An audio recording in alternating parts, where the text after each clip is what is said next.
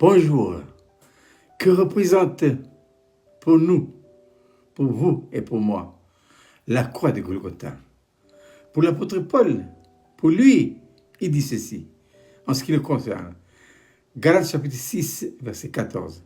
Pour ce qui me concerne, loin de moi la pensée de me glorifier d'autre chose que de la croix du Seigneur Jésus-Christ, par qui le monde a été crucifié pour moi et comme moi, je le suis pour le monde. La croix, c'est le pivot de toute l'œuvre de la rédemption. Parce que à la croix, il y a deux aspects. L'aspect objectif et l'aspect subjectif.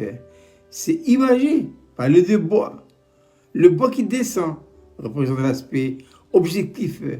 C'est Jésus qui a accompli ça à la croix de Golgotha. Toute notre rédemption, mort, ensevelissement, résurrection, ascension et glorification. Et le second bois qui part de travers, ça c'est l'aspect subjectif. C'est l'aspect subjectif, c'est l'action du Saint-Esprit et de la croix en vous et en moi. Mais cela devient une réalité expérimentale que dans la mesure que nous acceptons l'aspect objectif. Parce qu'avec cet aspect objectif vient quoi? L'identification. Identifié à quoi? À tout ce que Jésus a accompli pour nous, à la croix de Golgotha. Il faut dire ceci, c'est que c'est Christ qui a accompli tout de A à Z.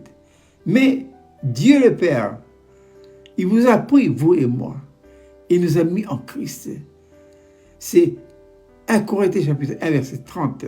Il dit ici, Paul dit, c'est pas la volonté, c'est pas lui, c'est pas sa volonté que Dieu, il nous a mis en Christ de telle manière à ce que tout ce qui est arrivé à Jésus vous est arrivé à vous et moi. Nous sommes bénéficiaires.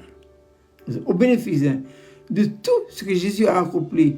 Sagesse, sanctification, justification et rédemption. C'est 1 Corinthiens chapitre 1 verset 30. Maintenant, pour que cela devienne une réalité expérimentale en nous, que faut-il faire? Eh bien, c'est l'identification. Nous devons nous identifier à Christ. Et avec l'identification vient après l'expérience de notre identification à tout ce qui est arrivé au Seigneur Jésus-Christ. Mais le point principal, c'est que nous devons nous voir en Christ. C'est une question de foi avant tout. Ce n'est pas une question de sentir ni toucher. Non, non, c'est une question de foi. Et c'est très important parce que Dieu réalise en nous les vérités que nous croyons. À partir du moment où nous croyons que Dieu bouge, sa main bouge, et la main de Dieu, c'est quoi? C'est le Saint-Esprit qui a fait habiter en nous. C'est pourquoi l'apôtre Jacques dira, c'est avec jalousie que le Seigneur chérit l'Esprit qu'il a placé en nous. Donc, en quoi consiste notre collaboration avec le Saint-Esprit? Tout simplement en honorant son glorieux ministère dans nos vies et lui céder entièrement la place. Il faut qu'il s'exprime en toute liberté en vous et en moi. Le seul obstacle qui peut empêcher la puissance du Saint-Esprit, c'est quoi? C'est le péché. Qu'est-ce que le péché? Le péché, c'est cette puissance satanique et diabolique qui nous attire toujours au mal. Nous connaissons chacun nos tendances.